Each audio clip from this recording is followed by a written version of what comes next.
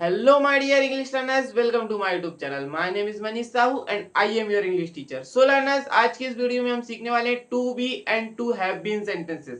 तो क्या होते हैं ये? आज की वीडियो में हम इनको अच्छे से लर्न करेंगे. देखिए स्टूडेंट्स, यदि आप बिगनर हो तो बिगनर के तौर पर मैं आपको सजेस्ट करूंगा कि यदि आप स्पोकन इंग्लिश की शुरुआत करना चाहते हो कि कहाँ से कौन से वाले सेंटेंसेस से हम स्पोकन इंग्लिश को लर्न करना स्टार्ट करें, तो ये जो वीडियो है ना आपके लिए बहुत यूजफुल होने वाला है. देखिए स्टूडेंट्स, यदि आपको स्पोकन इंग्लिश की स्टार्ट करना है और आप बिगनर हो तो आपको सबसे पहले to be and to have been sentence ही पढ़ना चाहिए. इसके बाद धीरे धीरे टू हैव और टू हैव हैड सेंटेंसेस आते हैं हमारे, जो नेक्स्ट वीडियो में अपलोड करूंगा वो आएंगे.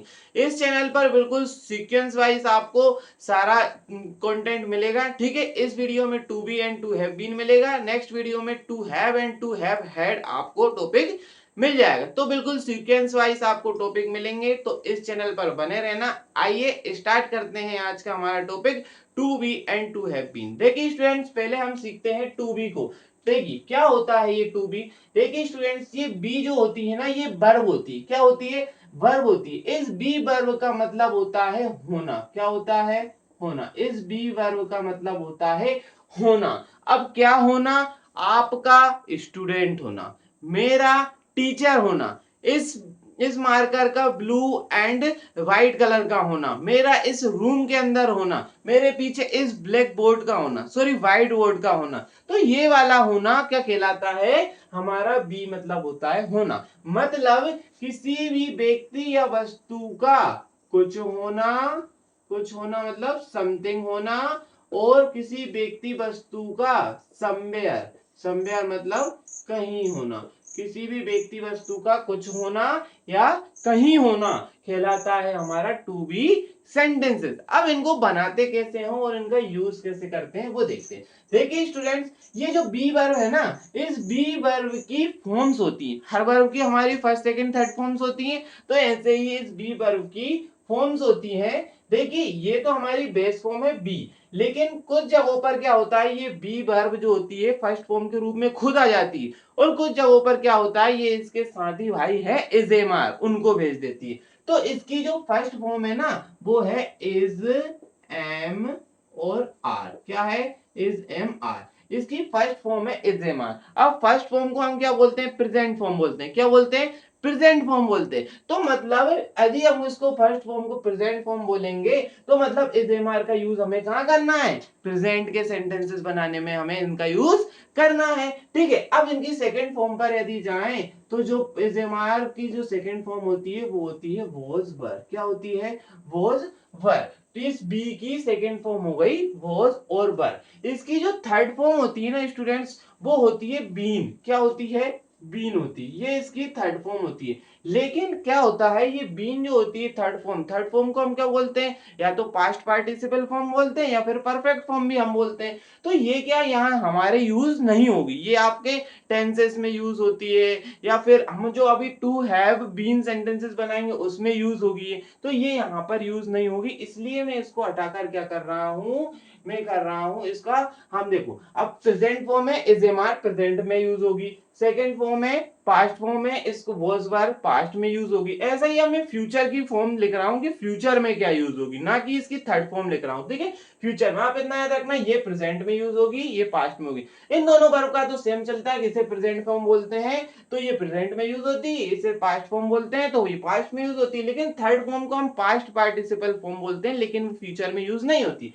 तो इसलिए फ्यूचर के लिए मैं लिख रहा हूं कि फ्यूचर के लिए यूज होती विल बी. क्या होती है? Will be. देखो अभी मैंने कहा था ना, ये बी वर्ब कहीं खुद आ जाती है और कहीं इसके साथियों को छोड़ देती है. अब क्या विल, आपको पता होगा कि फ्यूचर में कोई सी भी बात कर लीजिए आप, ज्यादातर सेंटेंसेस में विल का यूज होता है, उसके साथ ये भी आ जाती, तो विल बी इसका फ्यूचर में हम यूज करते हैं. अब समझते हैं कि इनका सेंटेंसेस बनाने में यूज कैसे करते हैं. देखिए जैसे मैं एक सेंटेंस लिखूं, मैं सेंटेंस लिख रहा हूं, मैंने लिखा मैं एक शिक्षक हूं. मैंने क्या लिखा? मैं एक शिक्षक हूं. ये नॉर्मल सेंटेंस है, आप पक्का जानते होंगे. ठीक है, तो मैं एक शिक्षक हूं, इसको हम कैसे लिखेंगे? देखिए स्टूडेंट, हमारा जो आप सेंटेंस जो होता है, हमारा सिंपल सेंटेंस का स्ट्रक्चर क्या होता है, आप आई होप आप जानते होंगे. सब्जेक्ट होती है, वर्ब होती है और फिर ऑब्जेक्ट होता है। ये जो आपका ये स्ट्रक्चर है ना, ये आपको बिल्कुल रटा हुआ होना चाहिए। यदि आपको रात को 2:30 बजे भी कोई उठाकर बोले ना कि ये सिंपल सेंटेंस का स्ट्रक्चर क्या होता है, तो ये आपको याद होना चाहिए कि सब्जेक्ट होता है, उसके बाद वर्ब होती है और उसके बाद ऑब्जेक्ट होती है। बिल्कुल रात को 2:30 बजे भी अगर कोई आपसे पूछ ले ना, तो बिल्कुल जल्दी से खड़े होकर बोल देना कि सब्जेक्ट वर्ब और ऑब्जेक्ट, ये होता है हमारा सिंपल सेंटेंस का फॉर्मूला। ये स्ट्रक्चर है ना आपका, हर जगह आपके काम आएगा। देखिए अब सब्जेक्ट वर्ब और ऑब्जेक्ट। अब सब्जेक्ट क्या होता है? सब्जेक्ट आप जानते होंगे, जिसके बारे में बात हो रही है। किसके बारे में बात हो रही है? मैं के बारे में। तो सबसे पहले आ गया आई, उसके बाद क्या आती है? वर्ब आती है। अब वर्ब क्या है यहाँ पर? देखिए मैं एक शिक्षक हूँ, सॉरी मैं एक शिक्षक हूँ, ऐसा होगा यहाँ, मैं एक शिक्षक हूँ, ऐसा होगा। तो मैं एक शिक्षक हूँ, बात किसकी हो रही है? मेरे शिक्षक होने की। मैंने क्या बोला था? बी का मतलब क्या होता है? कुछ होना, कुछ होना। तो यहाँ पर कौन सी वर्ब यूज हो रही है? बी। बी मतलब होना। अब इसकी फर्स्ट फॉर्म, अब आप इतना जानते होंगे कि सिंगुलर सब्जेक्ट के साथ हमारा एज आता है, प्लूरल सब्जेक्ट के साथ आर आता है और आई के साथ एम आता है। तो आई के साथ यहाँ क्या आएगा? एम आएगा, आई एम। अब ऑब्जेक्ट, ऑब्जेक्ट इसके बाद क्या बचा?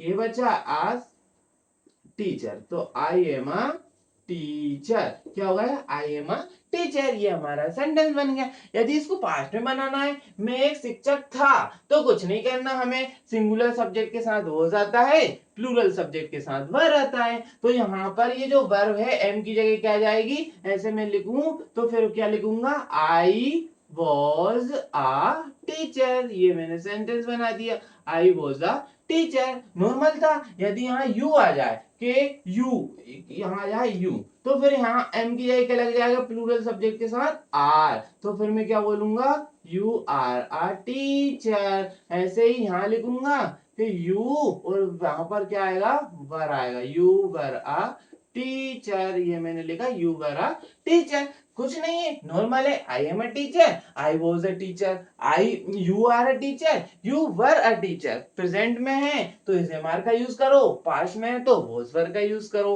ठीक है स्टूडेंट्स, कुछ नहीं है। अगर फ्यूचर में है तो कुछ नहीं, इस वॉज वर की जगह और इस एम आर की जगह यहाँ पर विल बी का यूज कर दो। जैसे मैं एक टीचर होऊंगा तो मैं क्या लिखूंगा? I will be a teacher, I will be a teacher, I will be a teacher. ठीक है, ऐसे यू आ गया तो फिर क्या होगा? अब यहाँ पर आपका चाहे तो सिंगुलर सब्जेक्ट हो चाहे प्लूरल सब्जेक्ट हो, हम विल बी का ही यूज करेंगे। तो you will be a teacher, आप टीचर होगे। क्या? आप टीचर होगे या बनोगे। ठीक है, you will be a teacher. तो इस प्रकार से हमारे सिंपल सेंटेंस बन जाते हैं और एग्जाम्पल आप ले सकते हैं। जैसे मैंने बोला आप ईमानदार हो, तो यू आर ऑनेस्ट, आप ईमानदार थे। यू वर ऑनेस्ट, आप ईमानदार हो गए। यू विल बी ऑनेस्ट, मैं तैयार हूँ। आई एम रेडी, मैं तैयार था। आई वॉज रेडी, मैं तैयार होऊंगा। I will be ready. ठीक है, तो इस प्रकार से ये सेंटेंस बनते हैं। ठीक है, तो ये तो हो गए हमारे टू बी सेंटेंसेस। ठीक है, टू बी का तो हो गया। अब बचे हमारे टू हैव बीन। क्या? टू हैव बीन सेंटेंसेस बने हैं, बचे हैं।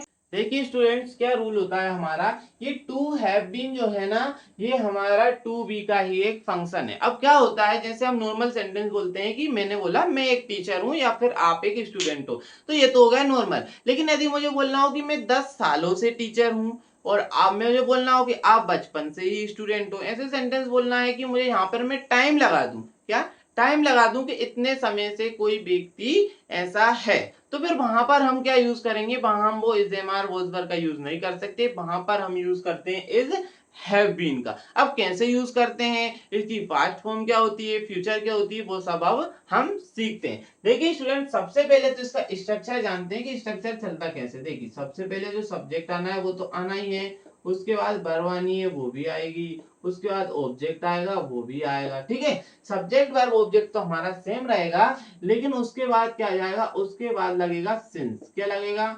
सिंस लगेगा या फिर फोर लगेगा। ठीक है, सिंस और फोर में से एक लगेगा। अब कब कौन सा लगेगा अभी बता रहा हूँ। ठीक है, उसके बाद आएगा टाइम। अब जो भी टाइम दे रखा हो वो आ जाएगा। सिंस और फॉर में से अब क्या होता है स्टूडेंट्स, जहां पर एग्जैक्ट टाइम दे रखा हो, क्या एग्जैक्ट टाइम दे रखा हो, जैसे मान लीजिए मैंने बोला कि मैं बचपन से ही ईमानदार हूं, मैंने बोला मैं बचपन से ही ईमानदार हूं, बचपन मतलब चाइल्डहुड, तो मैंने क्या एग्जैक्ट टाइम बता दिया, एक एग्जैक्ट टाइम बता दिया, तो फिर वहां पर सिंस लगेगा। लेकिन यदि मैं बोलूं कि मैं 2 सालों से टीचर हूं, क्या बोलूं मैं 2 साल से मैं टीचर हूं, तो फिर 2 साल ये एग्जैक्ट टाइम नहीं, ये मैंने टाइम ड्यूरेशन बता दी ना कि 2 सालों से मैं एक टीचर हूं, मैंने टाइम ड्यूरेशन बता दी, तो फिर ये एग्जैक्ट टाइम नहीं है हमारा, ये है अनिश्चित समय। ठीक है, ये एग्जैक्ट टाइम नहीं, ये हो जाएगी हमारी टाइम ड्यूरेशन। तो टाइम ड्यूरेशन के साथ 4 आता है और एग्जैक्ट टाइम के साथ हमारा सिंस आता है। जैसे मैं बोलूं कि मैं 2020 से टीचर हूं, तो 2020 एक एग्जैक्ट टाइम हो गया ना,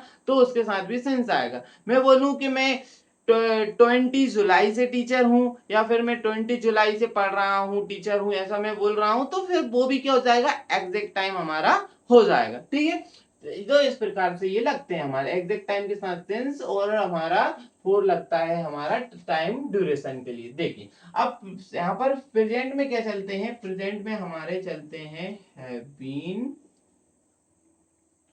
बीन और चलता है हैज बीन। क्या चलता है, हैज बीन। सिंगुलर सब्जेक्ट के साथ हैज बीन आता है और प्लूरल सब्जेक्ट के साथ हमारा हैव बीन आता है। ठीक है, अब पास्ट में क्या होता है, पास्ट में आता है हैड बीन। ठीक है, क्या आता है, हैड बीन। अब आपको ज्यादा मेहनत करने की, इनको याद करने की जरूरत नहीं है, इसकी ट्रिक है। देखो यहाँ हैव इसकी फर्स्ट फॉर्म होती है और सेकंड फॉर्म इसकी हैड होती है, तो पास्ट की प्रेजेंट में बन गई। अब फ्यूचर में क्या होगा, फ्यूचर में देखिए विल तो हमारा आता ही है, और उसके बाद हैव आ जाएगा, और उसके बाद विल बीन आ जाएगा। ठीक है, विल हैव बीन, फ्यूचर में विल हैव बीन हो जाता है। ठीक है, अब जैसे मैं बोलूं कि मैं 10 सालों से एक टीचर हूं, मैंने बोला मैं 10 सालों से एक टीचर हूं, तो सबसे पहले सब्जेक्ट क्या जाएगा, आई, फिर वर्ब क्या जाएगी, मैं 10 सालों से एक टीचर हूं, टाइम आ रहा है। ठीक है, टाइम आ रहा है तो हम हैव बीन का यूज करेंगे, हैज बीन का। अब देखो आई प्लूरल सब्जेक्ट है, तो उसके साथ क्या आएगा, हैव बीन आएगा, तो सिंगुलर सब्जेक्ट के साथ हैज बीन आता है। ठीक है, आई हैव बीन, उसके बाद ऑब्जेक्ट क्या आएगा, a teacher, I have been a teacher. उसके बाद क्या, सिंस या फोर। अब मैं बोल रहा हूं मैं 10 सालों से एक टीचर हूं। ठीक है, 10 सालों से हमारा टाइम ड्यूरेशन है, तो उसके साथ आ जाएगा फोर। ठीक है, उसके बाद फोर क्या आ जाएगा, फोर के बाद क्या आ जाएगा, 10 years, तो ये आ जाएगा हमारा। ठीक है, तो I have been a teacher for 10 years, इस प्रकार से ये सेंटेंस हमारा बन जाएगा। ऐसे ही पास्ट में चले कि मैं 10 सालों से एक टीचर था, तो यहाँ पर कुछ नहीं, हैड बीन आ जाएगा, I had been a teacher for 10 years। ऐसे मैं लिख देता हूँ, I had been a teacher for 10 years, ये मैंने बना लिया। ठीक है, फ्यूचर में होगा तो यहाँ विल हैव बीन आ जाएगा, नॉर्मल है, I will have been a teacher for 10 years। मैं लिख नहीं रहा हूँ, आप समझ गए होंगे, कुछ नहीं करना, यहाँ पर हैव बीन है, यहाँ पर हैड बीन कर दिया, अब वहां पर विल हैव बीन कर देंगे, नॉर्मल सेंटेंस है। ठीक है, तो कोई दिक्कत ही नहीं है इसमें। तो इस प्रकार से हमारा ये टू हैव बीन भी आप समझ गए होंगे। यहाँ पर ये हैज बीन का क्या होता है, यदि सिंगुलर सब्जेक्ट होगा तो हैज बीन यूज हो जाएगा, और यहाँ पर सिंगुलर प्लूरल कोई भी सब्जेक्ट हो, यहाँ पर आपका हैड बीन ही आएगा। और सिंस से यदि यहाँ पर मान लीजिए अभी 10 years से मैं बोलूं कि मैं 2011 से एक टीचर हूं, तो फिर यहाँ पर क्या जाएगा, सिंस आ जाएगा, सिंस 2011 ऐसा आ जाएगा। ठीक है, तो ऐसा ये चलता है, आपका एग्जैक्ट टाइम होगा तो सिंस आएगा, और टाइम ड्यूरेशन होगी तो फोर आएगा। तो आई होप स्टूडेंट्स आपको ये समझ में आ गया होगा, और अगर आप समझ गए हैं तो वीडियो को लाइक कीजिए, और इसी प्रकार से इंग्लिश सीखने के लिए मेरे चैनल को सब्सक्राइब कीजिए।